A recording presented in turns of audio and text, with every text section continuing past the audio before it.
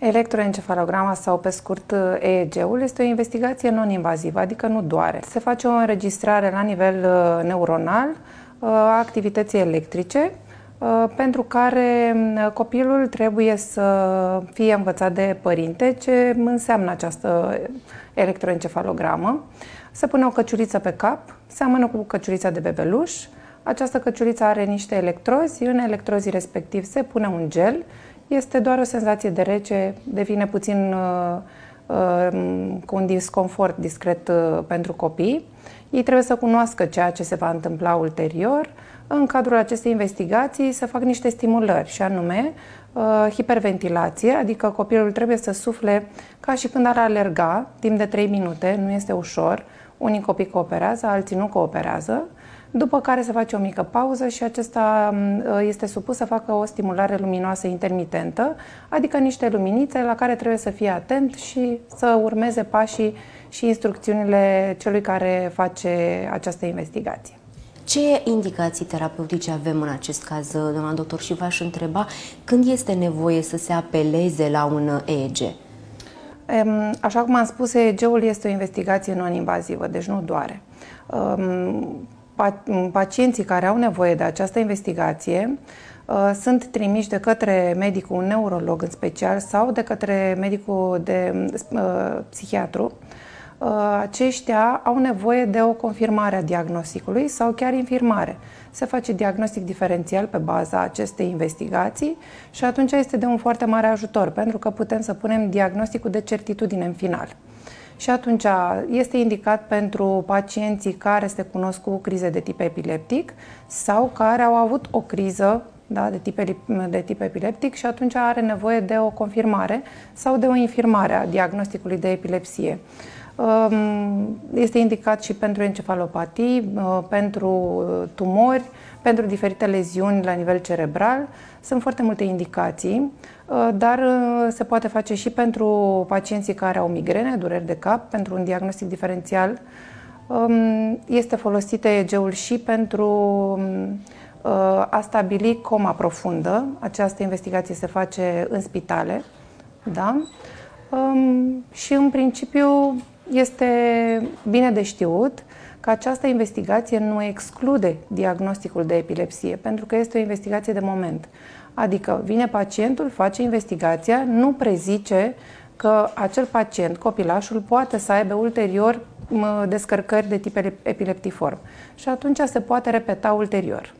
Ce informații suplimentare aduce EEG-ul pentru diagnosticul copilului? Vine cu ceva informații suplimentare care să-l ajute cumva pe medicul specialist? Da, sunt foarte mulți părinți care intră panică, nu știu să descrie ceea ce s-a întâmplat în timpul unei crize de tip epileptiform și atunci avem puține informații vis-a-vis de ceea ce urmează să se întâmple sau să nu se întâmple. Sunt părinți care nu recunosc un simplu leșin, o sincopă, și atunci, ca să elucidăm misterul, avem nevoie de această investigație. Investigația ne furnizează nouă diferite informații, și anume, traseul trebuie să fie simetric în ambele emisfere cerebrale, ne poate pune diagnostic de epilepsie dacă este cazul, adică niște descărcări de tip epileptiform. Epilepsia este de foarte multe tipuri și atunci și descărcările sunt diferite în funcție de tipul de epilepsie. Și atunci cumva ne ajută aceste EEG să punem un diagnostic de acuratețe mult mai mare. De la ce vârstă se poate face acest EEG la copii? Ca și vârstă nu există o contraindicație. În schimb, la nou-născut se face un EEG care are doar 4 electrozi. La adult, casca este specifică și atunci sunt mult mai mulți electrozi. Contraindicații există pacienți care au probleme cardiovasculare, probleme, de exemplu, cum este un accident vascular recent, dar și cel tranzitoriu. Există ca și contraindicații și siclemia, boala Moya-Moya, deci există contraindicații. Trebuie să fim atenți, trebuie să întrebăm pacientul cu ce alte comorbidități se cunoaște și atunci luăm decizia de comun acord împreună cu pacientul. Și dacă vorbim, doamna doctor, despre cei mici, despre copii, foarte important pentru părinți ar trebui să știe cum îi pregătesc pe copii pentru această electroencefalogramă. Ce ar trebui să știe părinții în acest caz? Părinții trebuie să transforme această investigație ca și când ar veni copilul la joacă. Trebuie să-i arate, pentru că internetul este plin cu informații, mai bune, mai puțin bune, dar imagini pot arăta copiilor, le arată despre ce este vorba, că nu doare, se pune doar o căciuliță pe cap și că vor simți acel disconfort din cauza gelului.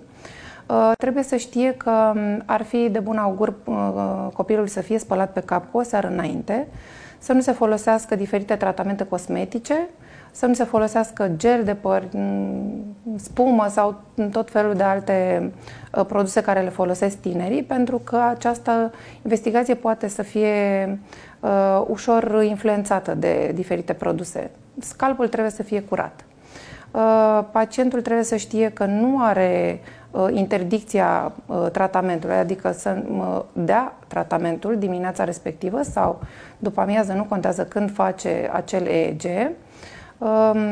Copilul trebuie să își ia de acasă, dacă el știe că este prieten cu o jucărie de acasă, cel mai corect ar fi să fie în mediul lui, cât mai aproape de mediul lui, și atunci trebuie să facem o atmosferă cât mai plăcută pentru copilaș. Important este să știe că nu doare. Și foarte important, așa cum am specificat, părinții sunt cei care îi pot face și determina pe copii să se simtă în mediul lor împreună cu medicul specialist, pentru ca toate rezultatele acestei electroencefalograme să fie cât mai bune pentru a fi interpretate ulterior de medicul specialist. Așadar, trebuie să le inducem această stare de bine copiilor în momentul în care au de-a face cu această procedură. Și v-aș mai întreba aici, doamna doctor, o ultimă întrebare. Cât de important este să se realizeze din timp acest EEG? Știm deja, poate avem diferite stadii, așa cum ne-a spus și dumneavoastră, dacă vorbim despre o anumită boală a copiilor. Este important să luăm din pripă și să venim și să facem această investigație pentru ca mai apoi să ni se pună un diagnostic precis și să știm exact ce tratament ar trebui să urmeze copilul, adolescentul? Depinde de simptomatologie. De exemplu, sunt pacienți care au ticuri. La ticuri este totul simptomatic, adică nu avem nevoie să facem această investigație, dar uneori lucrurile pot deveni mai complicate și atunci ne poate ajuta un EEG, dar nu este de rutină pentru ticuri, de exemplu. Sunt copii care au dureri de cap. Este nevoie de făcut această investigație pentru a face un diagnostic diferențial. Simpla migrenă, dar care este o chestiune destul de complicată în viața unui copil, apare pe traseul de EEG un traseu mai lent și atunci ne dăm seama că nu este ceva de natură epileptiformă și observăm că traseul mai mult pretează pentru o migrenă. De asemenea, de exemplu, când sunt semne de alarmă pentru durerile de cap, se poate face diagnostic diferențial, chiar și cu o tumoră, dacă nu avem la îndemână să facem o investigație imagistică de urgență. Importanța EEG-ului este în așa fel încât să luăm decizia corectă, dacă este necesar de făcut această investigație sau nu, adică ori este nevoie să fie temporizată. Nu este o investigație de urgență, da? Cum am mai spus mai devreme, este o investigație care nu prezice ceea ce se va întâmpla. Putem să avem pacient cu crize de tip epileptiform și EEG-ul să fie absolut fără niciun fel de descărcare epileptiformă. Asta nu înseamnă că nu are pacientul epilepsie, adică crizele spun diagnosticul, da? Și atunci este bine de făcut investigații seriate. Și anume, odată la 3 luni, depinde. Dacă nu s-a descoperit încă diagnosticul exact, se poate face și la o lună, pentru că această investigație este non-invazivă. Deci se poate repeta în cazul în care nu știm sigur ce se poate întâmpla. Da.